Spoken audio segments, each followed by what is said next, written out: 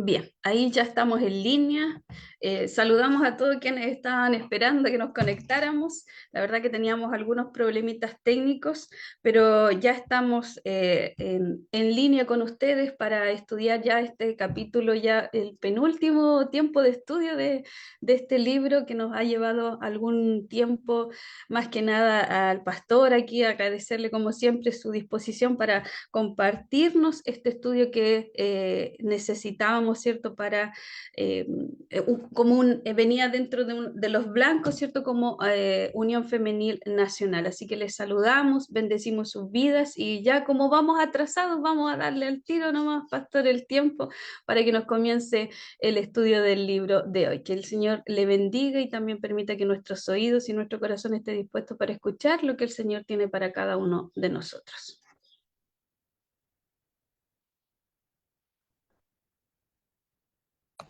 Ahora sí, perdón, estaba hablando ya. Saludarles en primer lugar, agradecidos de este tiempo que nuevamente el Señor nos permite tener para compartir la palabra, para sumergirnos en este precioso estudio bíblico que sin duda el Señor ha traído para nosotros, para cada uno en lo personal, para que podamos observar cómo está nuestra vida espiritual delante del Señor. Y sin duda disponernos para que Dios trabaje en nuestros corazones y seamos útiles para Él. El Señor quiere sin duda la santidad. Él dice que sin santidad nadie le verá y que es imposible agradar al Señor sin la fe necesaria para buscar esa santidad. Así que un saludo cariñoso para todas las uniones femeniles, a la Unión Regional de a la Unión Regional Femenil, ¿cierto? En la cara de su presidenta. Así que damos gracias al Señor por este espacio. Así que, hermana Carolina, le voy a pedir que usted pueda orar, por favor, para iniciar el estudio. Amén. Bueno, pastora, saludar. Yo soy vicepresidenta, nuestra hermana Ah, Edu es perdón, la presidenta, de sí, yo soy veras. vicepresidenta, ¿no? Sí, perdón, perdón. Sí. Bien, oremos. Padre Celestial, gracias Señor, le damos en este momento. Orábamos antes de entrar, Señor, en pantalla, diciendo que todas las cosas están bajo su control y que es cierto, lo hemos visto en estos estudios. A veces nuestras acciones, Señor amados, o nos exaltamos por ciertas situaciones que se salen fuera de control, pero que es bueno recordar que usted tiene el control de todo. Damos Amén. gracias. Y a pesar de todo, hoy podemos estar conectados nuevamente para estudiar acerca, Señor amado, de los temas que vamos a tratar hoy día, Señor, los celos, la envidia, Señor, y algunas cositas más. Señor, queremos que sea usted guiando a su siervo, Señor, para que sea su palabra la que pueda hablarnos a nuestro corazón. Bendito Dios, y que de manera especial rogar, Señor, para que este estudio no sea pensando, Señor, y nuestra mente nos lleve a pensar en el otro, en cómo actúa el otro, sino que sea realmente hoy esa lámpara para nuestra vida, que pueda alumbrar nuestra oscuridad, Señor amado, y poder sacar aquellas cosas, Señor, para que así podamos ser de bendición y esos vasos útiles para la gloria de su nombre. Le damos Amén. Sí, Señor. Dejamos este tiempo en el nombre de Cristo Jesús. Amén. Amén. Amén. Gracias, Señor. Voy a compartir pantalla. Tengo que enviar solicitud, me dice.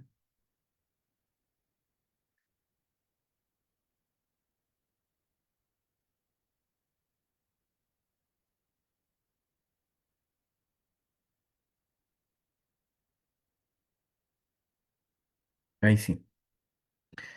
Bueno, hoy día estamos analizando el capítulo 17 y 18 del libro Pecados Respetables de Jerry Bridget, ¿cierto? El pastor que ha escrito estos capítulos para sin duda ayudarnos a reflexionar y analizar nuestras vidas. Y este es un tema bastante interesante y profundo, porque tiene muchas ramificaciones en las cuales podríamos detenernos. Por eso, en primera instancia, quiero presentar una definición de qué es juzgar, ya que si analizamos este concepto, tiene mucha trampa, sobre todo en la manera en cómo se analiza o se visualiza. Hoy día nosotros vivimos en una sociedad donde una de las cosas que se impulsa es la tolerancia. Y la tolerancia desde la perspectiva cultural de este mundo, no desde la Biblia, obviamente, lo que nos propone es una aceptación sin ningún límite. Es decir, que el juicio en general se ve desde la óptica negativa. Y por eso es importante tener una definición bíblica de estas cosas, porque, por ejemplo, o sea, hoy día nosotros muchas veces en nombre de no juzgar como algo negativo, podemos caer, ¿cierto?, en una actitud laxa respecto a lo que significa el mandamiento o cómo Dios quiere que vivamos esta verdad bíblica. Entonces, voy a tratar de explicar, ¿cierto? Que el Señor no nos está diciendo aquí que no apliquemos el discernimiento espiritual o que no tenemos que exhortar a alguna persona cuando está cometiendo un pecado, porque hoy día, por ejemplo, tenemos que pensar que a veces la gente en el mundo sobre todo, y a veces esto pasa a la iglesia, en el sentido de que si una persona está haciendo lo malo y es encontrado en flagrancia haciendo lo malo, lo más probable es que se atreva incluso a decir, no me juzgues. ¿Quién eres tú para juzgarme a mí? Entonces, veamos en primera instancia qué es juzgar, una definición eh, no bíblica, pero sí que obviamente nos invita a observar el concepto. En el contexto bíblico, juzgar tiene un doble significado. Por un lado significa discernir entre la verdad y la mentira, investigar y distinguir algo que los creyentes deben hacer con cuidado. Eso es lo que nos plantea la Biblia, ¿ya? Una idea general de lo que la Biblia dice. Me había equivocado anteriormente. Em, y en este ejercicio debemos darnos cuenta de que en la manera común de nuestra vida, en los actos diarios, van a haber innumerables ocasiones para hacer esto. Y hacerlo es algo necesario. Ahora, ¿cuándo esto? Porque recordemos que estamos hablando de pecados, ¿ya? Estamos hablando de juzgar a los demás como un pecado. Entonces, para que entendamos cuándo esto es pecado y cuándo no, es importante hacer esta distinción ya que en este doble significado de discernir entre la verdad y la mentira, o sea, si consideramos lo que esto significa, vemos que es algo necesario, es algo que el Señor nos manda, ¿cierto? El Señor nos dijo, por ejemplo, que por los frutos nosotros íbamos a conocer quiénes eran realmente sus hijos y quiénes no. El Señor nos dice, por ejemplo, que no debemos dar las perlas a los cerdos. ¿Y cómo vamos a distinguir cuando hay un cerdo o cuando hay un perro, en sentido figurado, ¿cierto? Lo que el Señor quería decir en ese momento, en ese texto y en su contexto, si no podemos juzgar, si no podemos discernir? Entonces, juzgar es algo necesario y es algo bueno si se hace correctamente, pero como dice el autor del libro, el problema comienza cuando asumimos en nuestro juicio que nuestra opinión o nuestra preferencia es la correcta, sin necesariamente tener un respaldo sólido de la verdad bíblica. Él nos ponía en el libro varios ejemplos, como el tema de la música. Él decía, yo en lo personal, ¿cierto? Viví la experiencia me crié en una época donde los himnos en la iglesia eran lo más preciado y lo que en su opinión personal él consideraba que era lo más sagrado, lo más santo. Entonces, cuando uno observa esto, y él dice, y cuando comenzó a llegar la música con más instrumentos, con otros ritmos, dice, yo me sentí en la tentación, y lo hice, dice, de juzgar con un juicio no sano, porque él consideraba lo que estas personas están haciendo no agrada a Dios. Esa era la definición que él tenía en su corazón.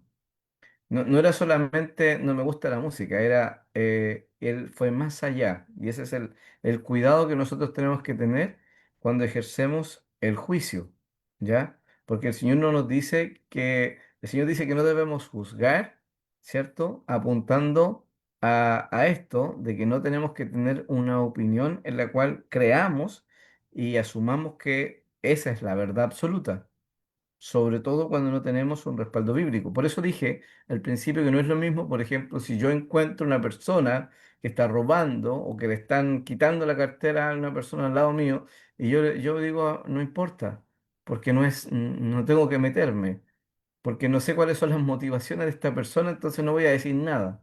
En realidad, eso sería un pecado el no hacer nada, el quedarme callado. Sería como lo que el Señor quiso enseñar ahí en la parábola del samaritano, donde el Señor cuestiona, ¿cierto?, la actitud de personas que vieron a alguien que estaba sufriendo, que estaba en necesidad y no hicieron nada.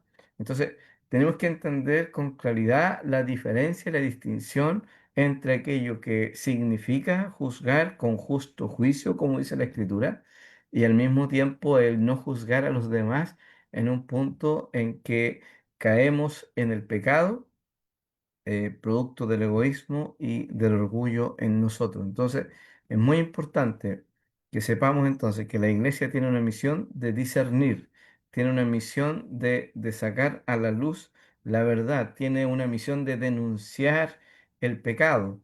Y cuando una persona dice, no me juzgues porque tú no conoces mis motivos, esa frase tiene algo de razón.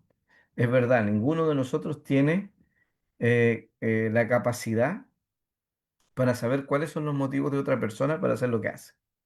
No tenemos esa capacidad y por eso no podemos asumir. Pero cuando el pecado es evidente, cuando lo que se está haciendo, cuando lo que se está diciendo, vemos que es completamente incorrecto porque la palabra de Dios así lo establece. Recordemos que la palabra de Dios es el estándar para todas las cosas. La palabra de Dios es la única que tiene la capacidad de proponernos, ¿cierto?, un estándar sólido para decir esto es correcto y esto es incorrecto. Entonces, cuando entendemos eso y nosotros tenemos el conocimiento de la verdad, nosotros podemos juzgar, podemos discernir, podemos decir con claridad lo que está bien y lo que está mal. De hecho, la palabra del Señor nos dice que es un acto de madurez espiritual. El libro de Hebreos, capítulo 5 señala, ¿cierto? Acusando a la iglesia de que ellos deberían ser ya maestros, pero que todavía no lo son. Y él dice, pero aquellos que han alcanzado madurez, aquellas personas que realmente están siendo ejercitados en el discernimiento del conocimiento del bien y del mal. Por lo tanto, existe esta realidad de que yo puedo juzgar siempre y cuando tenga un respaldo sólido de la palabra del Señor, donde yo sepa que lo que estoy afirmando corresponde no a una impresión que me da de la palabra, no lo que siento, ¿cierto? No desde las emociones que pudiera proveerme un texto de la palabra del Señor, no, sino algo concreto. Como le decía, si los cristianos podemos estar a favor del aborto, por ejemplo, bajo ningún punto, porque sabemos que eso contradice el mandamiento de no matarás. Y el Señor ahí no tiene una escala, ¿cierto?, de colores para decirnos, mira, en el aborto existen grises. No, es blanco y negro. O sea, la proposición del Señor en su mandamiento es sí o no. Y en este caso dice, no lo hagas. Y es un mandamiento que es firme. Entonces, cuando hablamos, por ejemplo, de la música, de la vestimenta, cuando hablamos, otro ejemplo que da el autor, el tema de la abstinencia del vino, o como lo podemos ver, el caso que nos presenta acá en la iglesia en Roma, el problema que tenían los hermanos, ¿cierto? Que provoca esta finalmente desunión. ¿Por qué tenemos que tener cuidado de no juzgar o de hacerlo mal en el fondo? Porque no es no juzguen, sino es que cuando lo hagan, háganlo de la forma correcta. Recordemos que el contexto del no juzgar está en Mateo capítulo 7 versículo 1, y es donde aparece, ¿cierto? El texto donde dice que para poder hacerlo, primero, para poder juzgar, tenemos que sacar la viga de nuestro ojo para poder sacar la paja del ojo del hermano. En el fondo nunca está diciendo que no lo hagamos, sino que antes de hacerlo, antes de ejercitar esta acción, nosotros debemos examinar mis motivaciones y yo debo conocer también las motivaciones de la otra persona cuando hizo lo que hizo, ya sea que sea un pecado, ¿no? Porque incluso en Gálatas nos plantea la palabra del Señor allí que si alguno es sorprendido en alguna falta, vosotros que sois espirituales, restauradle con espíritu de mansedumbre, considerándote a ti mismo. Entonces, siempre vemos que el espíritu de la palabra, ¿cierto? Lo que el Señor ha querido mostrarnos por su voluntad en la Biblia es claro. ¿Y qué es lo claro? Es que nosotros a la hora de juzgar debemos hacerlo con discernimiento, debemos hacerlo con un respaldo y una base sólida de la palabra del Señor, no con buenas intenciones. Nuestras buenas intenciones son las que nos llevan al pecado de lo que estamos hablando. ¿Cuál era el problema que tenían los hermanos en Roma, por lo cual estaban en conflicto y en división? ¿Cierto? Y lo plantea el autor. Los dos temas específicos que provocan esta desunión entre los hermanos en la iglesia era que uno eran vegetarianos versus los que tenían una mentalidad de todo vale, ¿cierto? No hay limitación, ¿cierto? Podemos comer cerdo.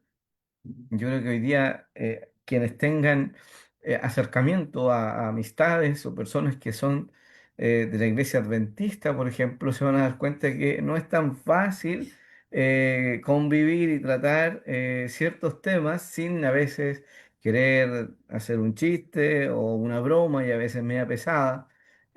Cuando usted quiere invitar a comer a esa persona y se da cuenta, ¿cierto? Le invita a salir, por ejemplo, y usted dice, pero vamos el sábado. Y la respuesta que usted va a recibir va a ser, no, no te burles de mí. O usted le dice, te invito a comer un asado de cerdo y la persona le va a responder claramente que no y con una cara de molestia, porque claramente esa es su convicción. Entonces, la iglesia estaba siendo em, lamentablemente no atacada, pero sí estaba siendo dañada por sus miembros, entre ellos, al tener esta consideración los unos a los otros, ¿cierto? De que algunos consideraban que los días era importante guardarlos y otros en el concepto de la comida. Y Pablo dice en Romanos 14:5, eh, mientras que uno hace referencia entre día y día, otro juzga igual todos los días. Y se queda con esta frase, cada uno esté convencido en su propia mente. Si lo leemos en la versión 60, ¿cierto? Lo dice de una forma distinta, pero en el fondo está diciendo que lo que tu conciencia aprueba, hazlo con convicción.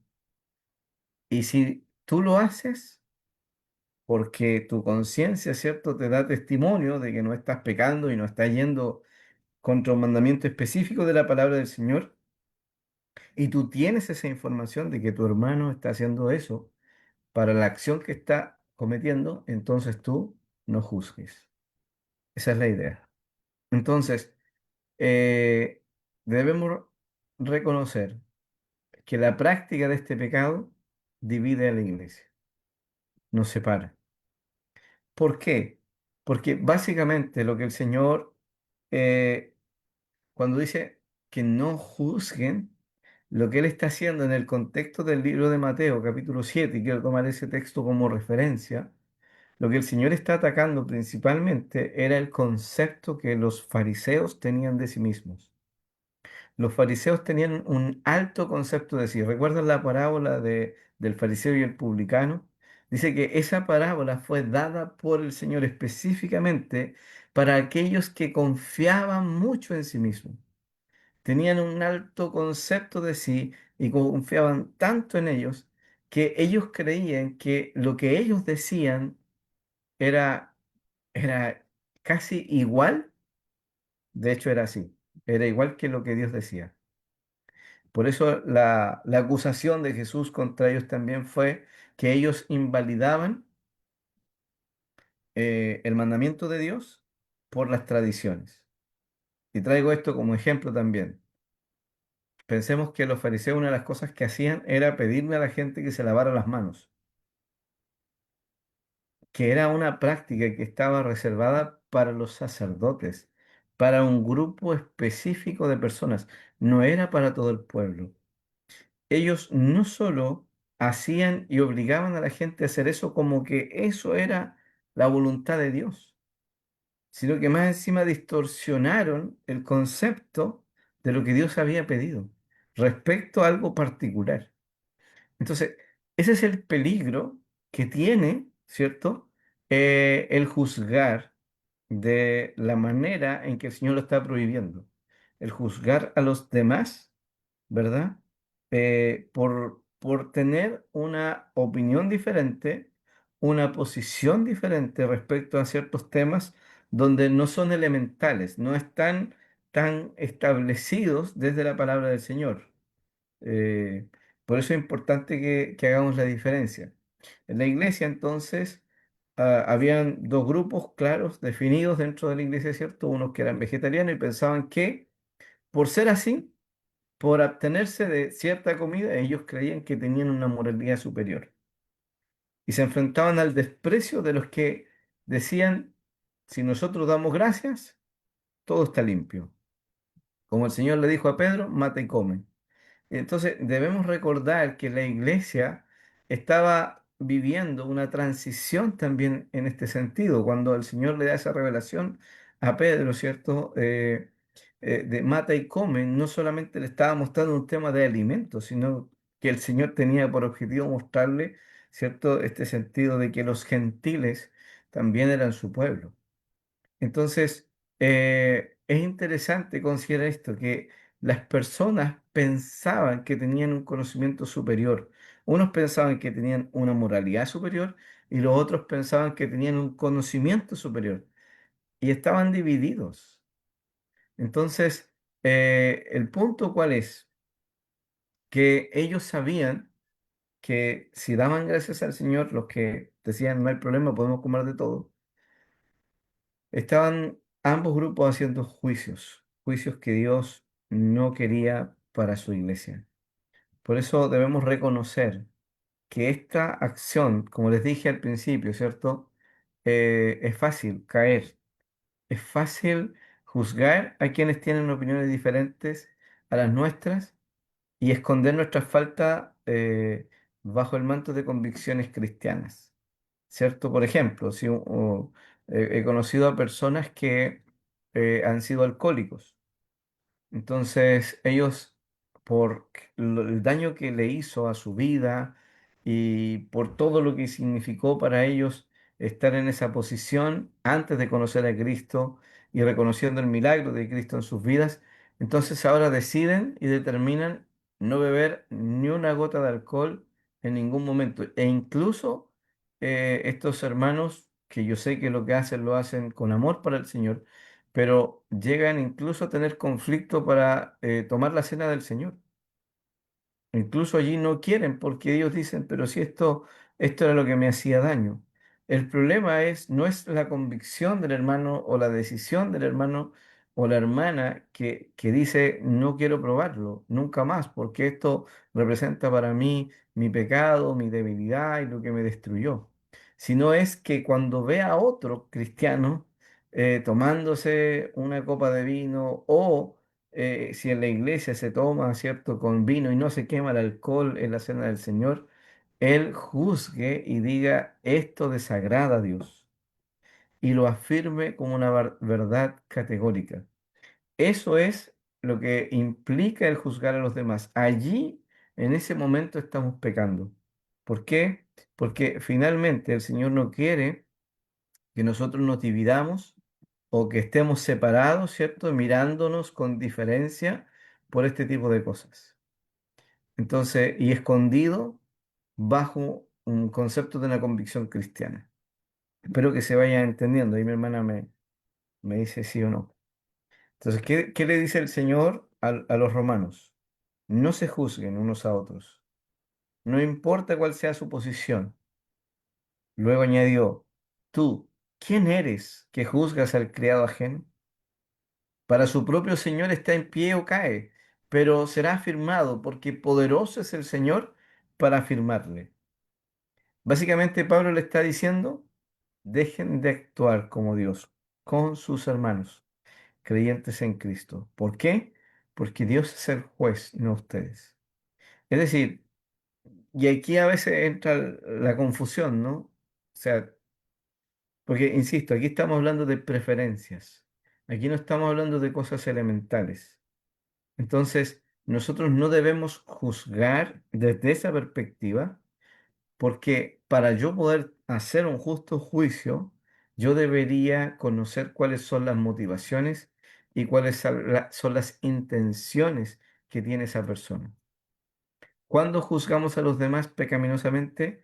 Cuando yo doy por sentado que ya sé cuáles son las motivaciones de la otra persona, por qué hizo lo que hizo. Ah, yo sé por qué vino vestido de esa forma. Yo sé por qué llegó atrasado. Yo sé por qué no me saludó. Yo sé por qué, etcétera, etcétera, etcétera. O sea, son tantas cosas.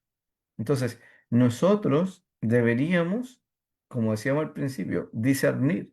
Deberíamos tener cuidado de no hacernos una opinión muy rápido, porque eso es lo que hacemos, ¿no? Generalmente nosotros todo lo que vemos lo vemos por la apariencia. Recuerden que hasta Samuel le pasó, ¿no? Y ahí el Señor le dijo que Dios no mira lo que mira el hombre, sino que Dios mira el corazón.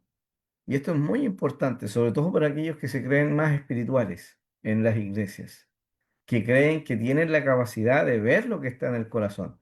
Y el Señor se reservó eso para sí mismo. No existe el don espiritual que esté habilitado por Dios, por ejemplo, para que diga, yo sé lo que está en el corazón de esa persona. El Señor dice que el corazón es engañoso y perverso. ¿Quién lo conocerá? Y no dice alguno de mis siervos, a alguna de mis siervas, dice yo. Y se reserva la autoridad, el poder, ¿cierto? Para decir, solamente Él tiene la capacidad de conocer el corazón del ser humano. Y por eso nosotros nos equivocamos, miramos las apariencias, Samuel miraba lo alto de la estatura, él dijo, esto es lo que se necesita, porque siguió por un modelo anterior.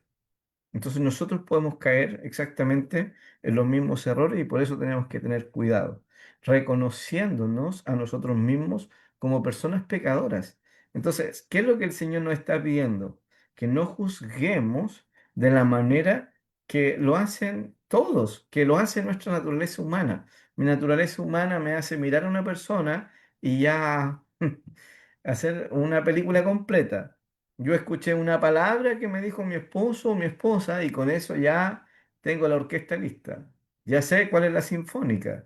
Entonces, cuando nos damos cuenta que nuestra naturaleza humana nos impulsa a esto, nos damos cuenta que lamentablemente caemos en este pecado de juzgar de una forma injusta.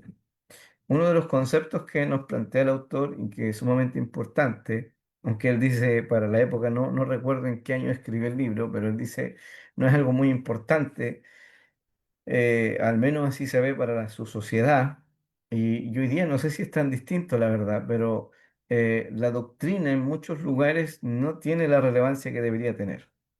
De hecho, uno lo ve a veces en las iglesias, que en las iglesias se prefiere más la psicología, el coaching y otro tipo de prácticas que no vienen de la palabra del Señor para motivar y animar a los pastores, a las iglesias y no necesariamente la doctrina. Y para mí eso es un problema de verdad, lo digo de modo personal, esto no tiene nada que ver con el libro. Y yo creo que eso es un error grave que la iglesia comete. Porque el Señor dijo que no solo de pan vivirá el hombre, sino de toda palabra que sale de su boca. Es decir, que si yo me siento debilitado y necesito alimentarme, es doctrina lo que necesito. La sana doctrina produce salud. Si vemos que nuestras iglesias están enfermas, si nosotros mismos nos sentimos debilitados, no es por falta de otra cosa que de la palabra del Señor. Entonces, la doctrina es fundamental. Ahora, ¿cómo pecamos juzgando a los demás en este sentido? Cuando entendemos que la doctrina tiene un valor fundamental para la Biblia, es importante la sana doctrina, como dije, para darnos solidez, para darnos firmeza, salud, etcétera. Pero el problema es cuando somos críticos de las personas con las cuales no estamos de acuerdo y esa crítica en mi corazón, en mi mente, se vuelve destructiva, se vuelve en una disposición de ni siquiera querer escuchar al otro.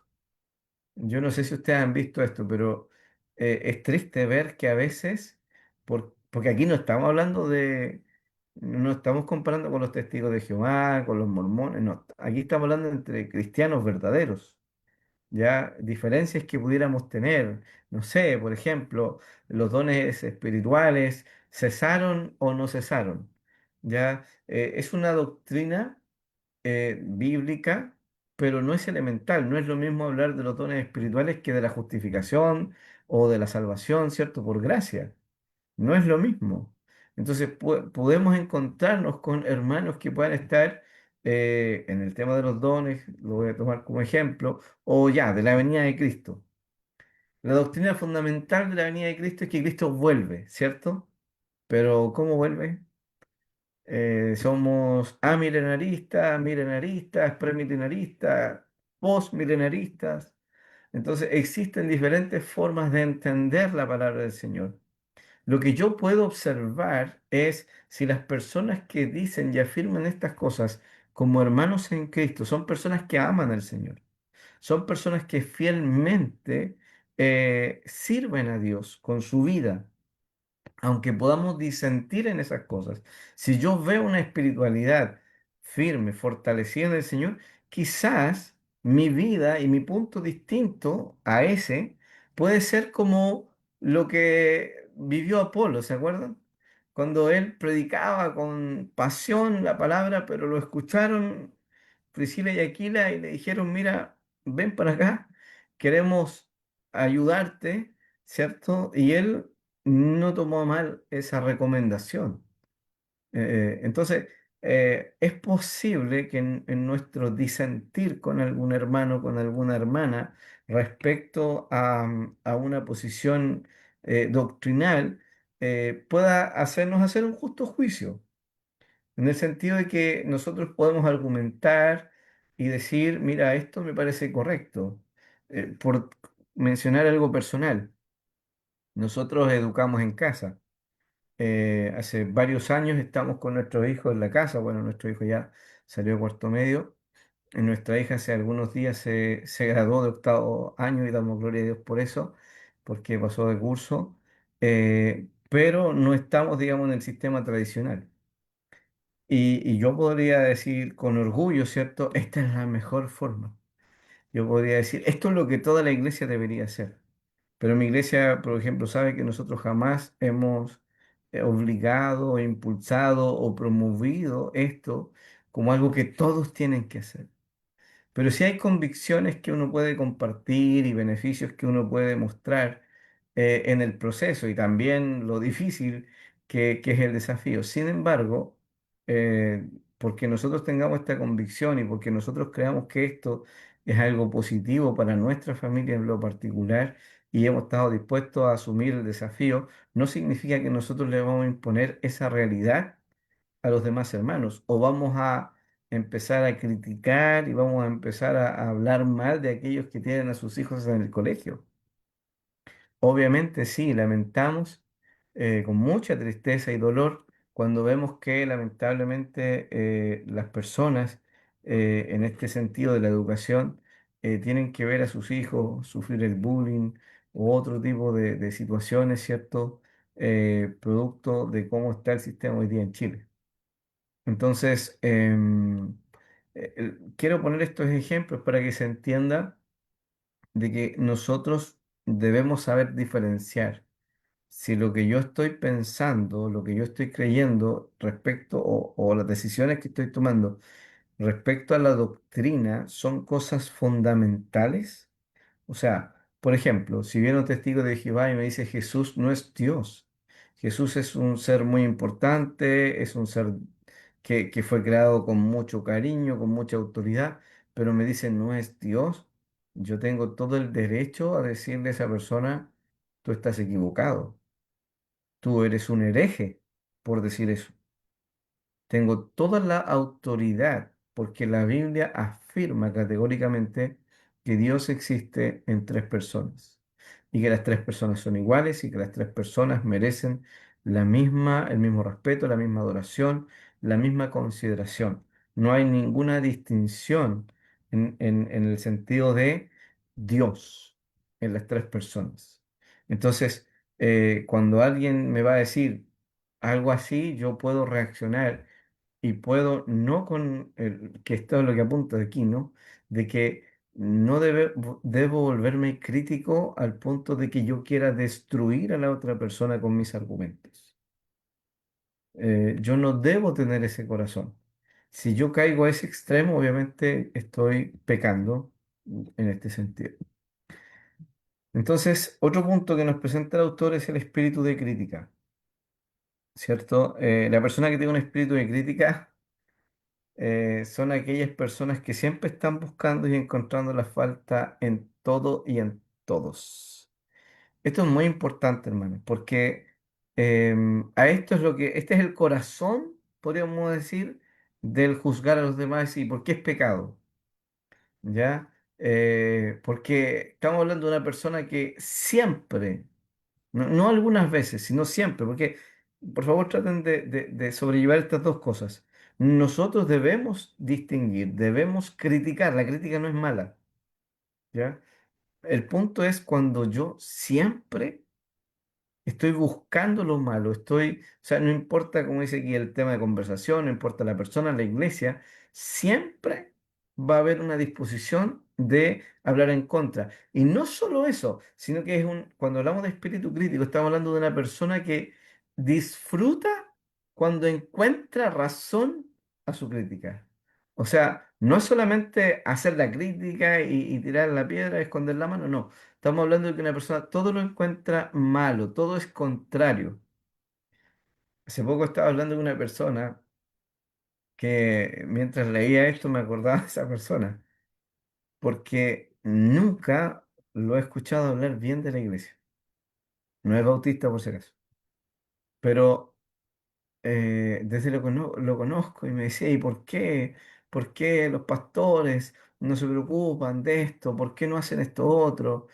¿Por qué veo tanta división en la iglesia? Y todo siempre desde el margen, siempre haciéndose a un lado.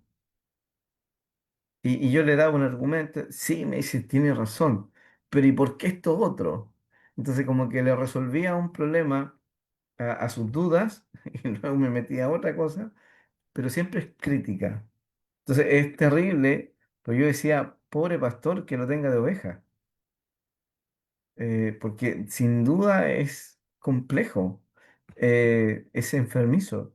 Ahora, como se ha dicho, ¿cierto? Este espíritu es fácil verlo y trasladarlo a nuestras casas. A veces tanto el esposo como la esposa, lo único que encuentra en el otro son fallas.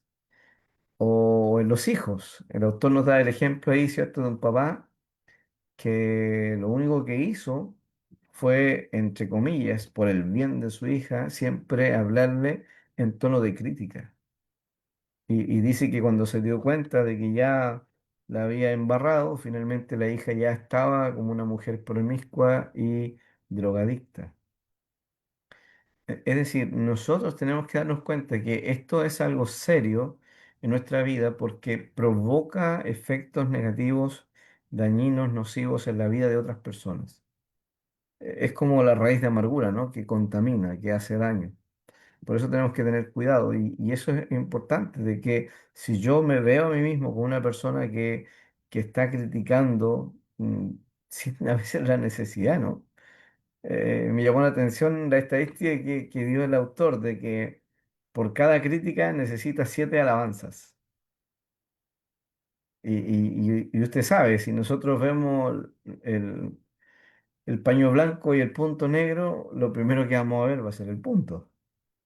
Entonces, en ese sentido, yo creo que es muy importante que podamos entender que este pecado, que parece respetable, ¿no? Porque se ha dicho todo en el estudio, ¿no?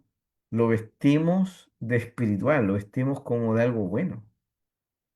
Y la crítica constructiva es buena, pero cuando yo estoy siempre hablando, mi lengua no está bendiciendo y no me doy cuenta de que puedo dañar la vida de un niño, puedo dañar la vida de un joven, de una persona, si lo único que hago, porque las mamás, por ejemplo, pueden caer en este pecado con el afán de decir, es que te estoy corrigiendo. Entonces yo digo, está bien, debemos corregir, pero al lado de la corrección, ¿cuántas palabras afirmativas estoy dando? ¿Cuántas palabras de amor? ¿Cuántas palabras de misericordia salen de mi corazón? Entonces, a veces nosotros nos olvidamos, ¿no? Que el Señor sí es justo. El Señor nos dice que Él va a proveernos a nosotros ahí algo, no nos va a dejar pasar por alto, ¿no? El Señor no puede ser engañado, dice la palabra.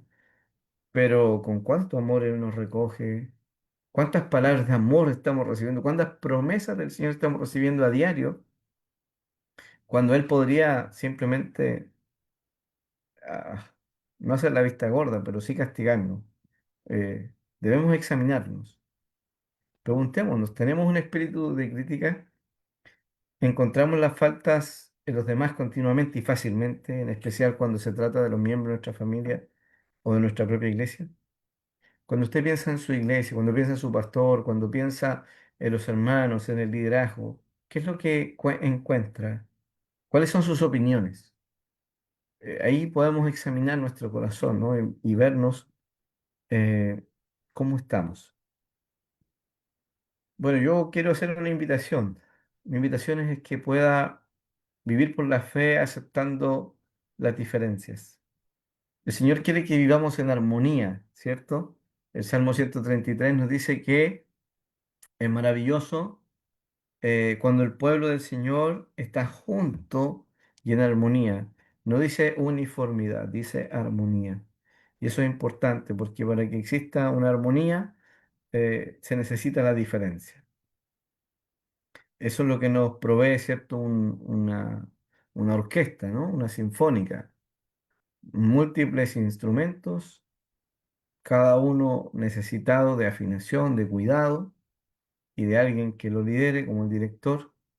Em, pero cada uno en su lugar, haciendo lo que debe, finalmente crean una hermosa pieza musical. Entonces, aunque sea difícil muchas veces escuchar la opinión distinta de alguien, debemos recordar que a las dos personas que piensan distintas, Dios las ama y Dios las acepta. Y eso significa que es el llamado que tenemos para nosotros. Nosotros somos llamados a aceptar a nuestros hermanos en sus diferencias, no en sus pecados. Nosotros somos llamados a exhortar al pecador, ¿cierto? Si nosotros vemos que la conducta de mi hermano lo está llevando al pecado, ¿cierto? Y ir en contra del mandamiento, yo tengo la obligación de hacerle volver de su mal camino. Pero recordemos lo que Pablo le está diciendo a los romanos. Y si es que lo vamos a tomar con seriedad, ¿cierto? Debemos hacerlo con humildad para que no juzguemos el pecado de los demás. Pablo les dice a los romanos, no se crean Dios, no caigan en el error de pensar que tu juicio va a ser como el del Señor, porque finalmente este pecado nos lleva a eso, ¿no? Nos lleva a tomar el lugar del Señor cuando tomamos esa opinión. Entonces, nosotros somos llamados a exhortar. El autor de los Hebreos le dice a la iglesia, ¿cierto, hermanos? Reciban estas palabras, son duras, pero recíbanlas porque les he escrito brevemente. Recíbanlas con amor. Entonces, usted, hermana, tiene el llamado de animar a través de la exhortación, de corregir a una hermana. Si usted ve que una hermana llega todos los domingos atrasada a la iglesia, usted no puede decidir, ya no le hablo nunca más y si ya esta persona no va a cambiar nunca, ¿cierto? Usted exhórtelo. Dígale, dígale, hermano, mira, ¿qué te pasa? ¿Tienes algún problema en casa? ¿Tienes alguna situación? Entonces, voy a investigar, voy a averiguar, no voy a llegar y cortarlo, ¿cierto? Sino que voy a preocuparme de saber qué es lo que está pasando. Y si yo veo que los motivos que me dan son irresponsabilidad, son falta de dominio propio, son otros pecados asociados, bueno, tengo todo el deber en el Señor de animarle, exhortarle, invitarle a arrepentirse. Y voy a evitarme el juicio. Voy a evitarme el mal rato de pensar mal de esa persona y aprender a hacer las cosas a la manera del Señor. Amén. Eso es. Amén. Gracias, pastor. Qué fácil caer en el juzgar. La verdad es que es un tema que tiende uno a sale la carne. Por ejemplo, usted decía ya, tomó un ejemplo súper práctico, el de los horarios. Ah, ya, ¿por qué? Y miren, pero esto uno lo entiende cuando es algo habitual. Que el Señor nos ayude porque es algo que a veces uno dice, lo hemos hablado, de lo que está en nuestro corazón también. ¿Sí? Así, cuánto arraigado estamos en el Señor, cuánto estamos buscando en el Señor o cuánto estamos dependiendo del Señor, que eso nos va a llevar a no juzgar tanto. Por eso cada vez que veo el libro y vuelvo a reiterar, me quedo con este ay, se me fue la palabra, pero el capítulo que empezaba con el Impiedad. la impiedad, de que si fuéramos más piadosos en el de pasar tiempo con el Señor, todos estos otros pecados pasarían en cuenta. Y a veces nuestro juzgar va más por como dice, a veces pueden haber cosas en nuestro corazón que creemos que están en el otro. Como hay un Claro. dicho que no me recuerdo bien ahora, pero que dice que uno mira lo que hace el otro, o el ladrón cree que todos son de su misma condición, algo así. Mm, Así es, pero a veces eso también puede llevarnos a pensar qué estamos pensando nosotros, qué hay en nuestro corazón que nos lleva a juzgar tan fácilmente. Y también comparto con usted lo que decía al principio, muchas veces caemos en esto de no decirle a alguien, de corregirlo en el amor del Señor, porque vamos a estar juzgando. Y tampoco por el otro lado tenemos la madurez suficiente de repente para decir y para recibir un consejo, una instrucción, una recomendación, y al tiro lo sentimos, me están juzgando. Y a veces uno se persigue sola y dice, oh, me están juzgando. Y que el Señor mm, también nos dé la sabiduría para aceptar, tanto para dar un consejo, mirando, como decía Pablo, no soy mejor que ellos, sino que somos iguales y peores. Él se consideraba menos que todo incluso, pero mm. aconsejando en el amor y la dirección del Señor, que el Señor Amén. lo de pastor ahí. Amén. Vamos con el otro. Ok, ¿no hay preguntas? No, no, están Muy bien. silenciosos los hermanos ahí que nos están acompañando. Ok.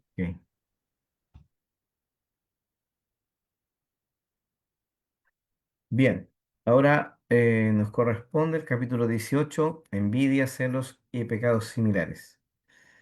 Eh, Yo siento esto como una retroexcavadora, ¿no? Como que el Señor está escarbando bastante profundo en nuestros corazones y qué bueno es eso, ¿no? De que el Señor tenga misericordia de nosotros y nos pueda mostrar, revelar cuán necesitados somos de su Espíritu, de su poder para caminar, andar de la manera que Él quiere. Y bueno, como decía mi hermana, si hay convicción de pecado por esto, gloria a Dios, ¿no? Que podamos entender que el camino al Señor, al avivamiento personal, es el arrepentimiento. Si mi pueblo se humillare, dice el Señor, entonces Él va a sanar y va a producir frutos en esa tierra que había sido maltratada, que estaba en una actitud de aridez, ahora puede ser transformado. Así que les animo a eso también, mis hermanas. La envidia, este pecado, ¿cierto? Que puede ser casi como generalmente asociado más a las mujeres, aunque no es así, ¿no? Esto es parte de la naturaleza humana. Pero ¿qué es la envidia? De acuerdo al autor, ¿cierto? La envidia es el dolor que sentimos y que a veces va acompañado de resentimiento por las ventajas que otra persona tiene. Eh, Piensa un poquito en lo que eso significa, ¿no? dolor, un sentimiento de dolor que está acompañado del resentimiento, porque cuando observo a un par, a una persona que está más o menos a la altura mía, un compañero de trabajo, o alguien en mi propia casa, ¿cierto? Que tiene algo que yo no tengo y que probablemente yo siento que yo lo merecía también. Y me empiezo a preguntar, ¿y por qué yo no? Ahí nace la envidia. Dos situaciones, dice el autor, que nos provocan esto. Primero, la tendencia a enviar a quienes, con quienes tenemos un trato cercano. Es decir, generalmente vamos a evidenciar o experimentar la envidia en nosotros con personas cercanas, no con personas lejanas, tanto en la distancia como en el estatus, ¿ya? Como decía el autor, y con toda razón, un deportista amateur no envidia a un profesional porque está en otra categoría, está a otro nivel. O sea, el hombre acepta esa realidad y por eso no se preocupa, pero sí, como decía él, por ejemplo, a su compañero de equipo sí lo va a envidiar si siente o ve que el entrenador lo tiene más en consideración o siente que le resultan mejor las cosas en el entrenamiento o en los partidos, digamos así, si habláramos en términos futbolísticos. Entonces, en segundo lugar, envidiamos a aquellos otros que en aquellas áreas que nosotros valoramos. O sea, hay cosas que yo pondero en mi vida, ¿cierto? Que son importantes. Y cuando en esas cosas que yo valoro y que son importantes para mí, el otro cercano a mí es mejor que yo, eso me provoca dolor, resentimiento. Y esto podemos, es transversal, ¿no? Otra mamá, otra cocinera, otro, no sé, esposo, llevándolo a los hombres. eh, Hablamos del trabajo, el deporte, o sea, en todas las áreas en las cuales nosotros nos desempeñamos podemos experimentar envidia. Ahora, algunas características que tiene la envidia, de por qué se produce, por qué lo experimentamos, porque nos gustaría tener las mismas oportunidades que otros. Sentimos que es injusto cuando eso no se da y eso provoca este sentimiento. Cuando carecemos de ventajas que otro tiene, entonces es un terreno para la envidia. Cuando no recibimos el mismo o mayor reconocimiento que otro. Ese es otro concepto, ¿cierto? Que podemos observar dónde se va a provocar, se va a producir la envidia. Existe una tendencia nata, es decir, natural, a compararnos unos con otros. Eso de por sí no es bueno, sobre todo en áreas o en cosas que somos iguales o similares a las nuestras. Él ponía el ejemplo de una hermana que era escritora, ¿cierto? Que decía que a ella la invitaron a salir fuera del país y él no, él decía, tenemos la misma cantidad de libros escritos, pero a ella la invitan y a mí no. ¿Por qué? Entonces, cuando vemos que en esas áreas que somos similares y nos comparamos y pensamos que al otro le está yendo mejor, entonces nace este sentimiento. Envidiamos a quienes destacan más en cosas que tenemos en común, pero las diferencias son las que nos molestan, ¿cierto? O sea, mi colega pastor, mi consiervo, tiene una iglesia más o menos similar a la mía, pero tiene un mejor auto. ¿Por qué? Entonces, ese tipo de cosas pudieran afectar el corazón de una persona. La comparación con otra persona cuyas circunstancias son mejores que las nuestras son las que van a provocar la envidia. Entonces, todas estas características nosotros podemos observar que son terreno para que se produzca la envidia en nuestro corazón. En una de estas, en todas ellas, pero siempre va a estar girando en torno a esto. ¿Se entendió, cierto? Está clarito. Los celos. Los celos, ahora, generalmente estos pecados es un poco difícil distinguirlos. Se pueden distinguir, pero en la práctica es como que está todo como un muño, ¿no? Está todo revuelto. Por eso es importante hacer las distinciones y tratar de vivir con ellas. Em, los celos, ¿cierto? Se puede hablar de los celos como algo natural también, que nosotros experimentamos, ¿cierto?, en la pareja, o de los celos negativos en el sentido, como ya lo hemos dicho, que se da precisamente por el terreno anterior. La envidia lleva al celo, ¿cierto? De por qué el otro es mejor, etcétera. Entonces los celos los define el autor como intolerancia a la rivalidad, o sea, no quiero tener competencia. No quiero que al otro le vaya mejor que a mí, por eso me molesto. Y estos celos pecaminosos surgen cuando tenemos a alguien que se convierte en una persona igual o superior a nosotros. O sea, si yo veo que a alguien le está yendo mejor, entonces me voy a sentir movido a esta rivalidad. La distinción que se está haciendo acá es la rivalidad, ¿cierto? O sea, yo por causa del celo voy a pelear, voy a discutir, voy a actuar de una manera en que la otra persona no me ha hecho nada. A mí no me ha hecho nada, pero es mejor que yo. Y porque es mejor que yo, ya lo considero mi rival. Entonces, ese es el problema de no entender. Y vemos, por ejemplo, y se nos da en el libro también estos ejemplos, y me parecen ilustrativos para nosotros. Los sacerdotes y los saduceos se llenaron de celos contra los apóstoles. ¿Por qué? Porque veían que la gente los seguía. Los judíos de Antioquía, de Pisidia, estaban celosos de Pablo y de Bernabé, porque la gente venía a escuchar la palabra. Y qué más claro ejemplo, ¿no? De David y Saúl. Saúl, cuando ve que David recibe un reconocimiento mayor que él por haber vencido a Goliat, luego hasta lo quiso clavar en la pared, dice, con una lanza, todo provocado por celos. Entonces, esto se puede dar, igual que todos los pecados que hemos dicho, en distintos momentos, circunstancias de nuestra vida. Es importante entender mi corazón, cómo reacciona y por qué. Y entender que esto es pecado. O sea, aquí no estamos haciendo un diagnóstico para simplemente decir esto pasa.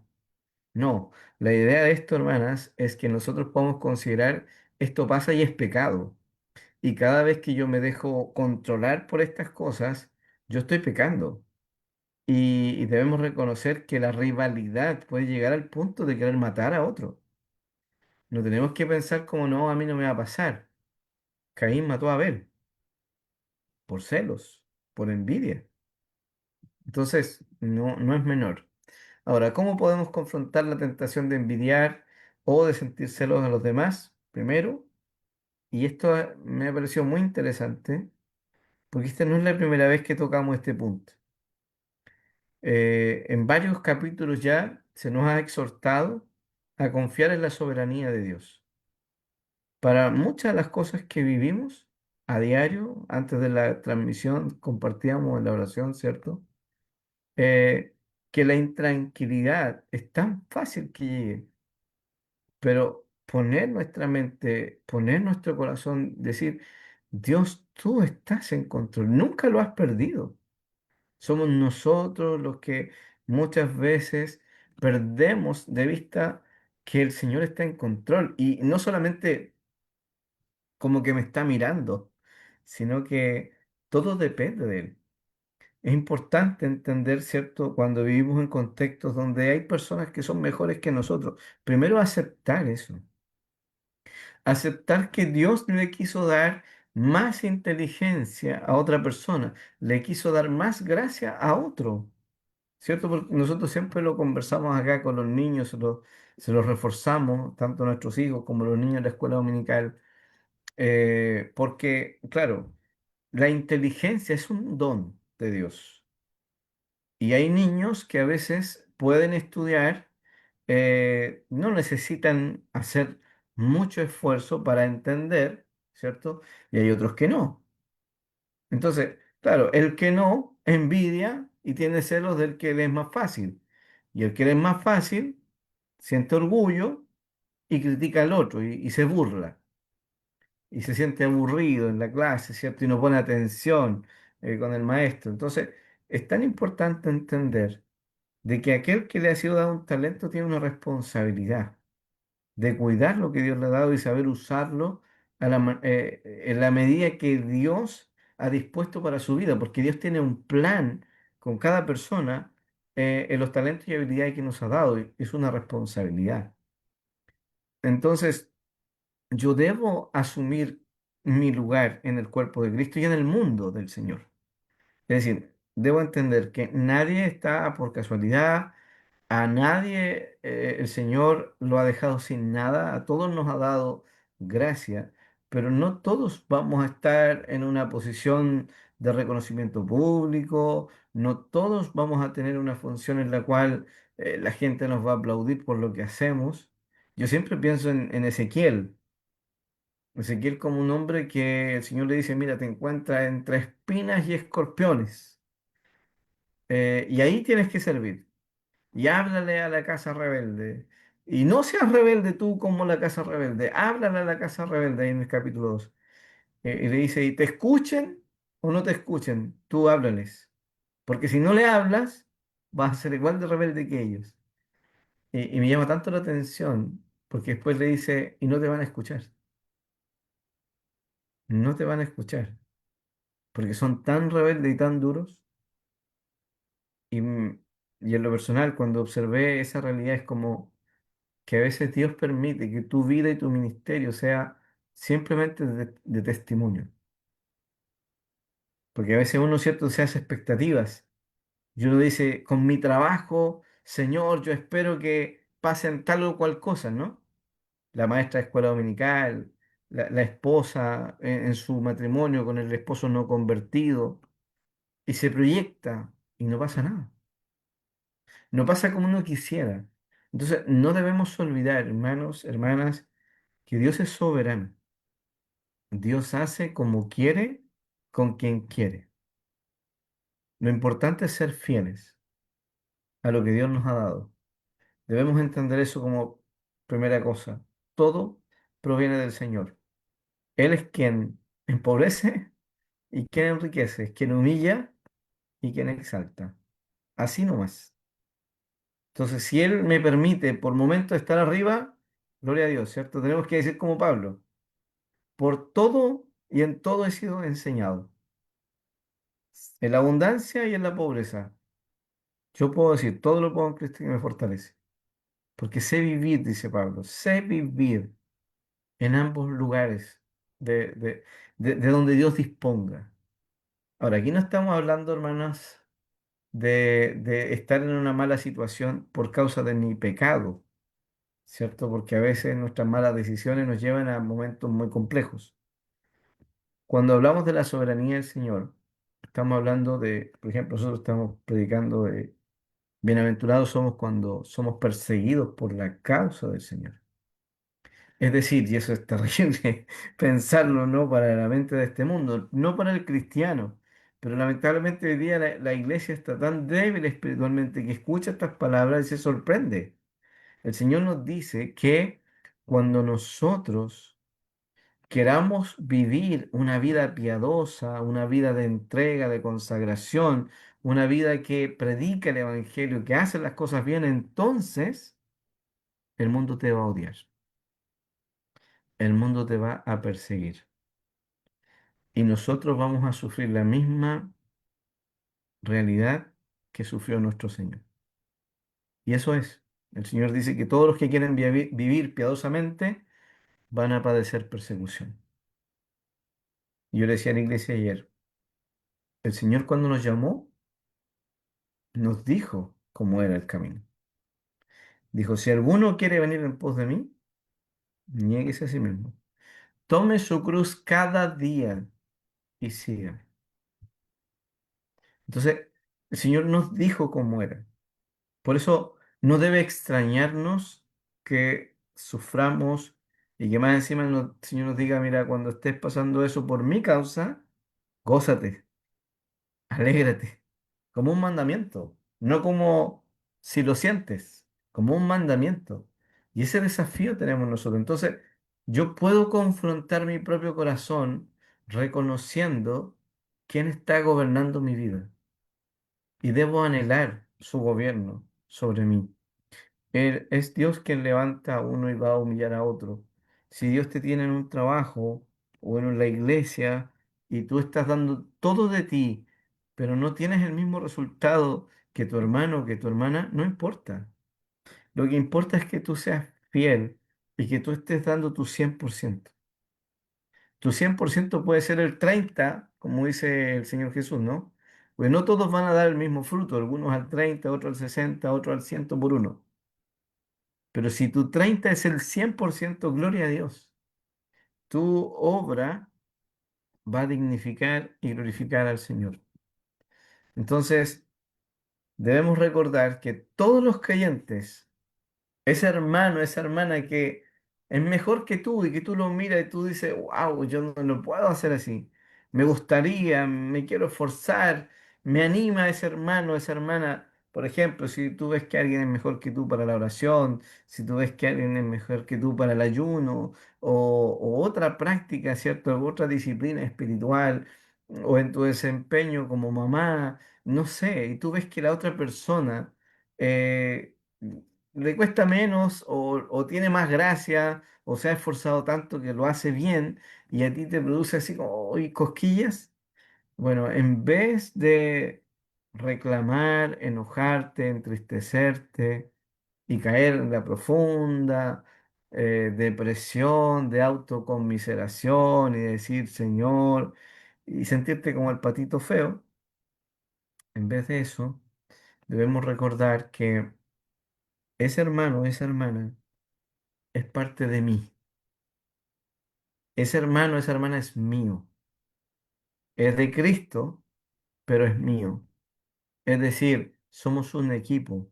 Somos uno en Cristo. Y esa gracia, Dios quiere que sea para mí también. Y Dios quiere que ese hermano, esa hermana me bendiga a través de lo que hace. Y a veces Dios tiene que poner personas a nuestro lado, ¿cierto? Que son mejores que nosotros, para avergonzarnos a veces, para golpear nuestro orgullo, pero al mismo tiempo para animarnos a no conformarnos. No sé si le ha pasado a ustedes. Como dice el dicho, en el país de los ciegos el tuerto es rey.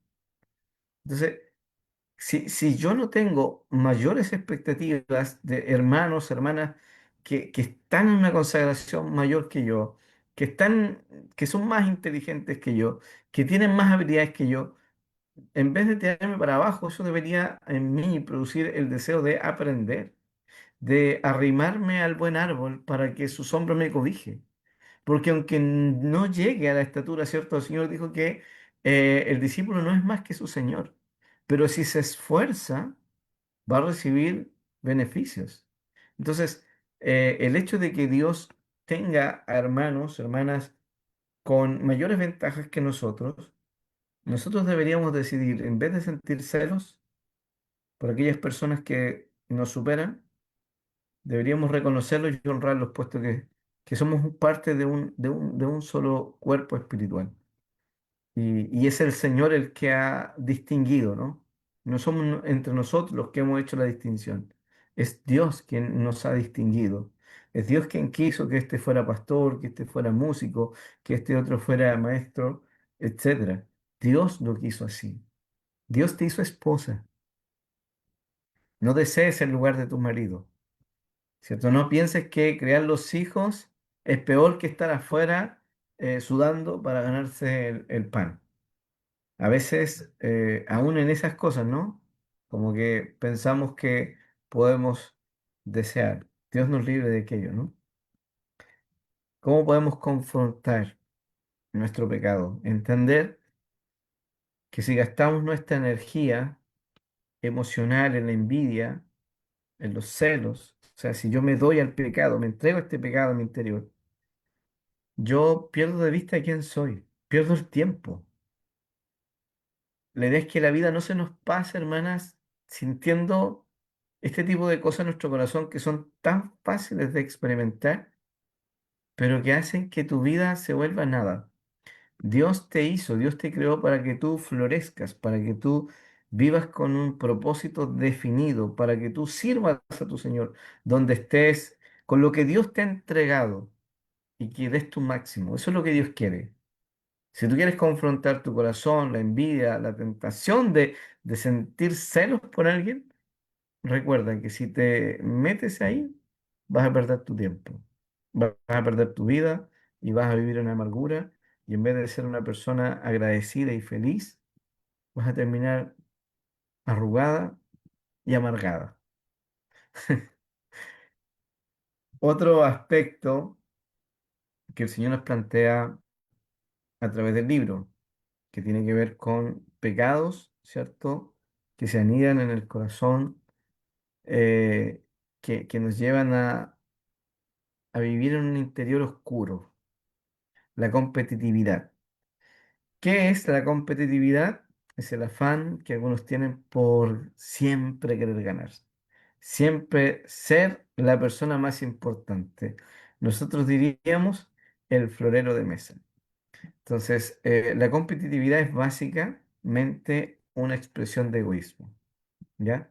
Eh, y esto es interesante, o sea, quiero ganar y no me importa el costo. No sé si logran ver la foto, pero me pareció genial ponerla, ¿no? Porque a veces nos vemos tan mal tratando de ser mejor que otro. Cuando no consideramos el daño, no vemos, no estimamos, ¿no? Es como este tema del género ahora, donde en Estados Unidos pasó, ¿cierto? De que un transgénero peleó boxeo con una mujer y la golpeó fuerte porque era hombre.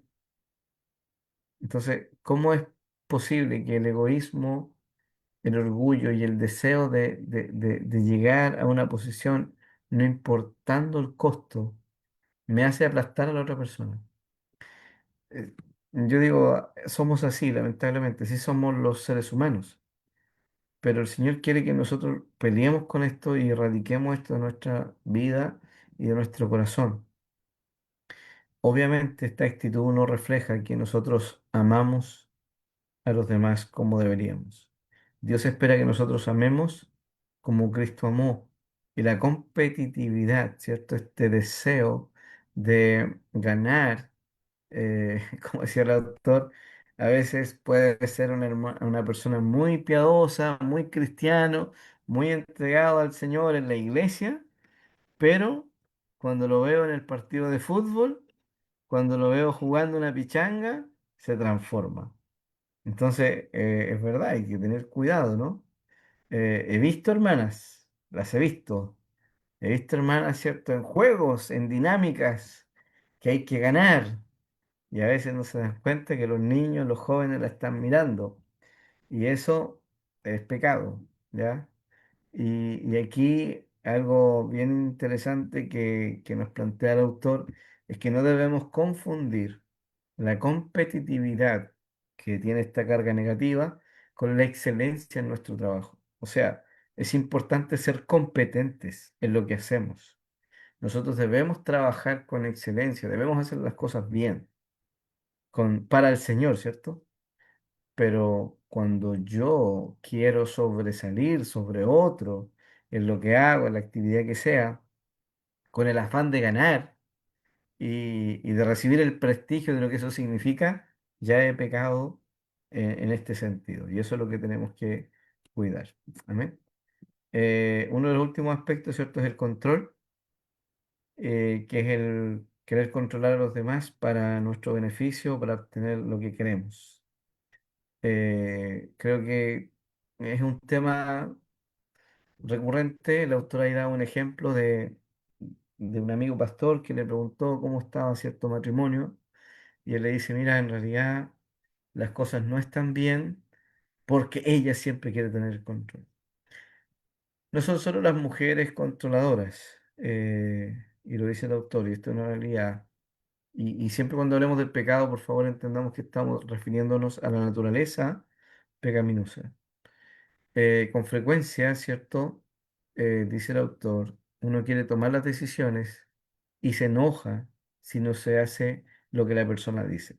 Cuando yo me puedo dar cuenta que soy una persona controladora, cuando quiero no solamente que las cosas se hagan a mi manera, sino que voy a expresar a través de mi enojo, ¿cierto? Mi deseo no cumplido. Y aquí yo creo que se empiezan a caer las caretas, ¿no? Esto es interesante. Los métodos del controlador. Uno de ellos es dominar la relación por medio de la fuerza de voluntad. algunos hablarían del temperamento, carácter, pero en el fondo es usar esa fuerza con el fin de salirse con la suya. O sea, de que se haga lo que yo quiero, a la manera que yo quiero. Y si no, me enojo, ¿cierto? Y es interesante, cuando uno analiza su vida a través del enojo, puede haber un enojo pasivo como un enojo, ese enojo iracundo que rompe el plato. Pero el punto que yo tengo que examinar acá es, cada vez que no se hace lo que yo quiero, ¿cómo reacciono?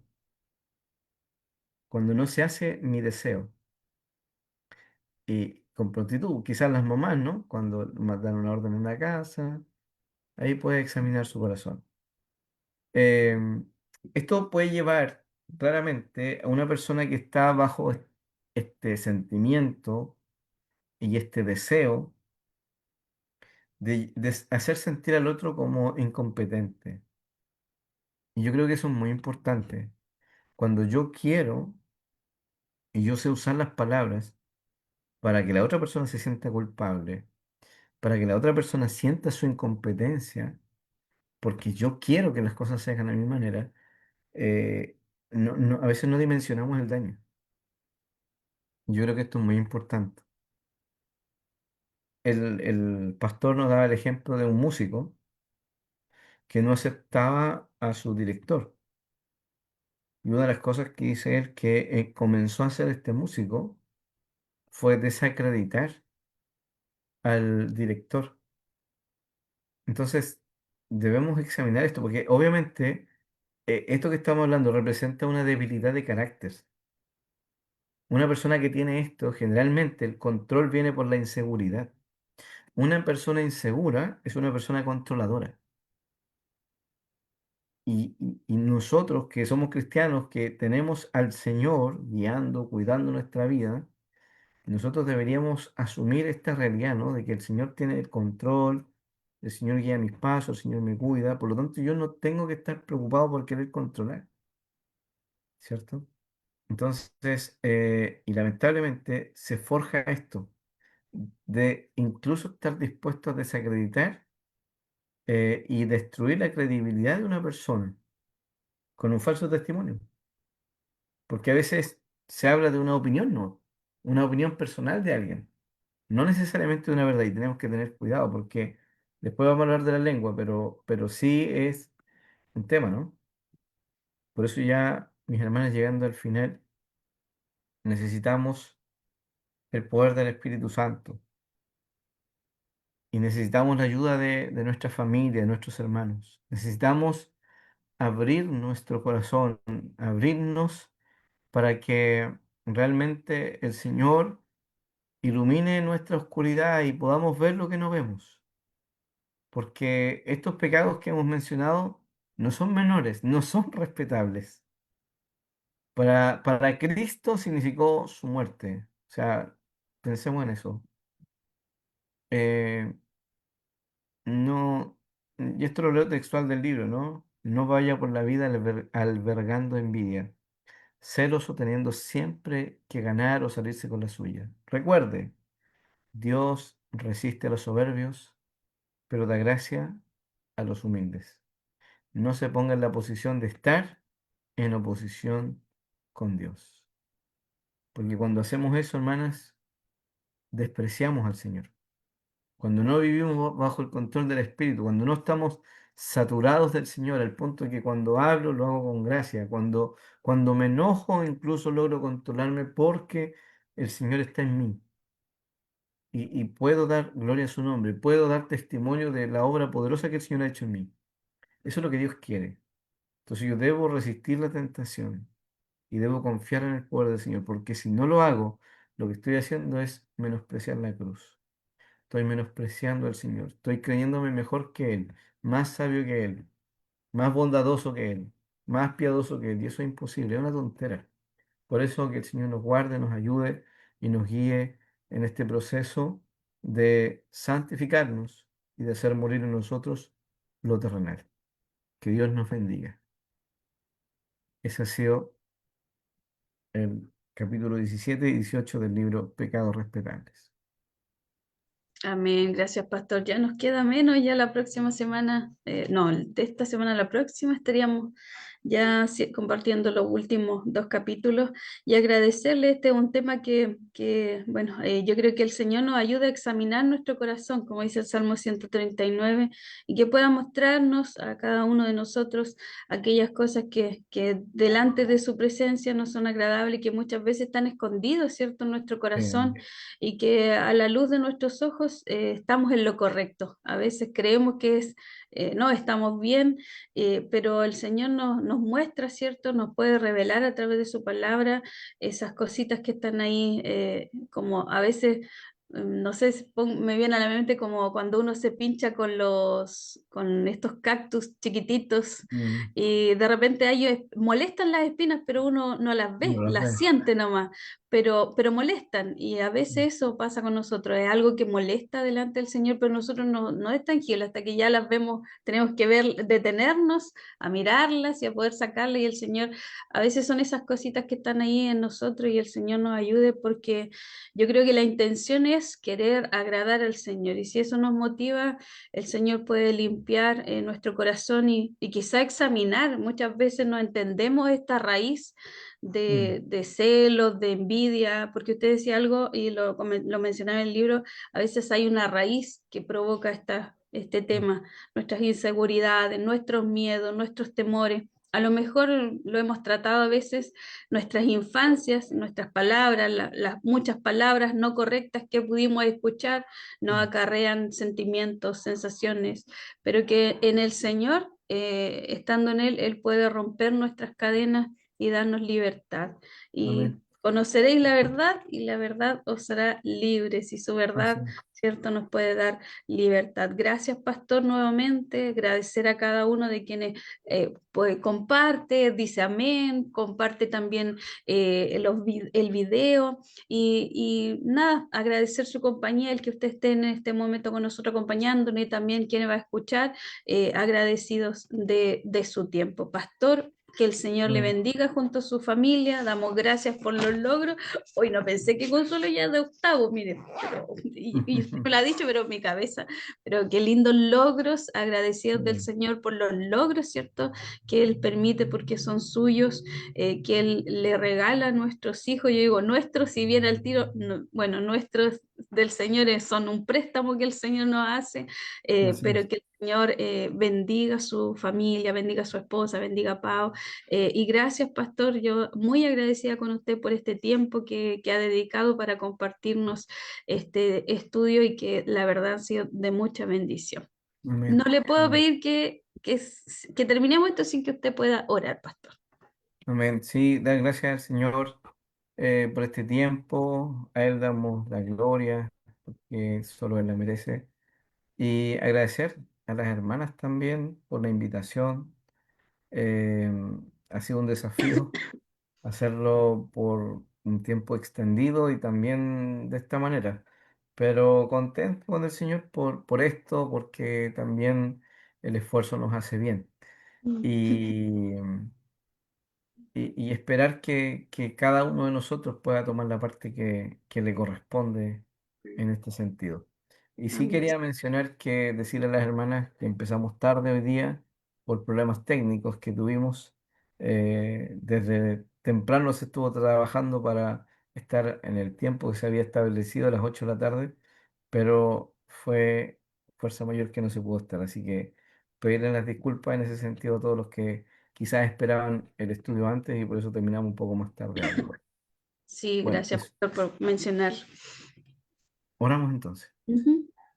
Señor y Padre, te damos gracias por el privilegio de poder estar en tu presencia compartiendo tu palabra, tu enseñanza, donde tú nos permites mirar más allá de lo que miramos siempre, donde podemos darnos cuenta de que somos pecadores y que, Señor, no queremos simplemente que alumbres para que veamos, sino que además de vernos, Señor, queremos llorar nuestra pobreza. Queremos pedirte, Señor, por misericordia, que nos des el poder para rechazar estas actitudes, estos deseos, estos sentimientos en nosotros, Señor, que nos hacen daño y que nos hacen hacerle daño a otras personas también, y a veces a los seres más queridos, los más cercanos que tenemos. Te ruego, por favor, Padre, que ayudes a tu iglesia con seriedad, con determinación y con un corazón dispuesto, Señor, a poder hacer lo que es agradable ante tus ojos, aunque eso nos desagrade a nosotros, Señor. Enséñanos a confiar que hacer tu voluntad es lo bueno, es lo que nos conviene, porque tu voluntad es buena, es agradable y es perfecta. Padre mío, usa tu palabra, usa este libro mientras mis hermanas lo leen en lo personal, mientras lo estudian en sus uniones femeniles. Señor, que no se olvide, que no quede como materia pasada, sino que entendamos que eres tú quien está tratando nuestras vidas en todo momento, a tiempo y fuera de tiempo. Que mientras exhortamos en esta instancia también, tu Espíritu pueda hablar fuertemente en nuestros corazones, Señor. Que no haya letargo en nosotros, que no haya un simplemente ser oidores olvidadizos. Líbranos de eso, Señor. Ayúdanos a seguir meditando en esta tu palabra y a tomar determinaciones, Señor. A tomar decisiones, Padre, para que realmente tu palabra sea viva y sea eficaz. Bendito seas, Señor. Gracias por todas las bendiciones que hemos recibido y gracias porque ya estamos contando los últimos capítulos y esperamos que este viaje, este proceso, Señor, haya sido de edificación para su iglesia. Oramos en el nombre de Jesús. Amén. Amén. Amén. Gracias, pastor, que el Señor les bendiga y sé que tiene que hacer, así que muchas Así es. gracias. Y bueno, disculpar la hora nomás que le tuvimos hasta tarde hoy día. Bendiciones, Bueno, hermanos. bendiciones. Chao, chao.